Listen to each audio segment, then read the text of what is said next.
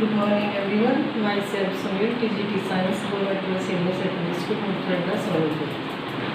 आज का हमारा टॉपिक है पादपों में पोषण। पोषण क्या है? The intake of food by living organism and it's digestion. जीवों द्वारा भोजन का अंत्यग्रहण और उसका पाचन पोषण कहलाता है। तो हम सभी सजीव, चाहे मनुष्य है, गाय है, भैंस है, कुत्ता है, वो भोजन करते हैं। तो इसी तरह से पौधों में भी पौधे भी भोजन करते हैं। क्यों करते हैं? जैसे हमें अपनी शारीरिक ग्रोथ के लिए और काम करने के लिए ऊर्जा की आवश्यकता होती है, इसी तरह से पौधों को भी अच्छे स्वास्थ्य और ऊर्जा के लिए भोजन की आवश्यकता होती है। तो पौधों में पोषण है वो दो तरह से होता है। एक तो स्वपोषण और दूसरा है विषम पोषण। स्वपोषण क्या होते हैं कि जो लगभग पौधे हैं वो हरे रंग के होते हैं। पौधों में हरा रंग क्लोरोफिल के कारण होता है और उसके क्लोरोफिल की वजह से वे अपना भोजन खुद बना लेते हैं। तो उस विधि को कहते हैं स्वपोषण। दूसरा, कुछ पौधे हरे नहीं होते तो वो भी भोजन प्राप्त करते हैं। उनके भोजन प्राप्त करने की विधि दूसरी विधि है विषम पोषण।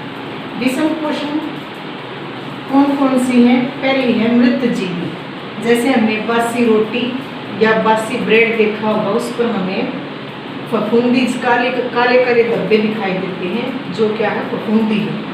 तो इस तरह का पोषण जो गले सड़े पदार्थों पर उगता है वो क्या कहलाता है? मृतजीवी पोषण। या बारिश के मौसम में हमें एक छतरी टाइप की संरचना देखते हैं हम, तो उसको हम क्या कहते हैं?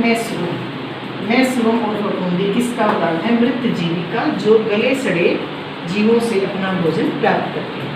दूसरी जो हमारी विषम पोषण की विधि है वो परपोषी।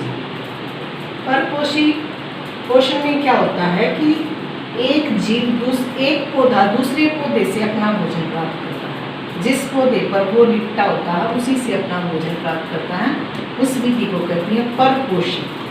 एक पतले धागे जैसी संरचना होती है, अमरबेल पीले कलर की, वो पूरे पौधे पे लिपटी हुई होती है और उस पौधे से अपना भोजन प्राप्त करते हैं। इस विधि को कहते हैं परपोषी। तीसरी तरह की जो विषम पोषण की विधि है वो सहजीवी संबंध होती है। इसमें दो पौधे आपस में सहभागिता, बराबर की भागीदारी होती है। एक पौधा रहने का आवास प्रदान करता है और दूसरा उसका भोजन बनाता है। तो इसका उदाहरण है कवक और शैवाल। कवक क्या देता है? शैवाल को रहने के लिए शेल्टर, आवास देता है, और शैवाल हरे रंग का होने के कारण भोजन बनाता है। तो इस तरह की जो पोषण की विधि है उसको कहते हैं सहजीवी संबंध। चौथी तरह की पोषण की विधि है कीटबक्सी। एक ऐसे पौधे होते हैं जो कीटों को खाते हैं।